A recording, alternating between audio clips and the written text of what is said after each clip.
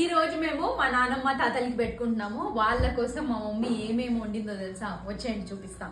అక్కడ చూసారా, పాయసం, మిరపకాయ బజ్జీలు, మటన్ బిర్యానీ, పూరీలు, వైట్ అన్నం, ఇంకా అవన్నీ తలకాయ కూర, అవి దోశ, చట్నీ, గుడ్లు, drum sticks, double ka meetha, fish, chicken biryani, chicken కూర, వైట్ అన్నము, అప్పలు అమ్మ వేసినవి, ఇవన్నీ తలకాయ కూర, సంగటి, వడలు, బోండాలు.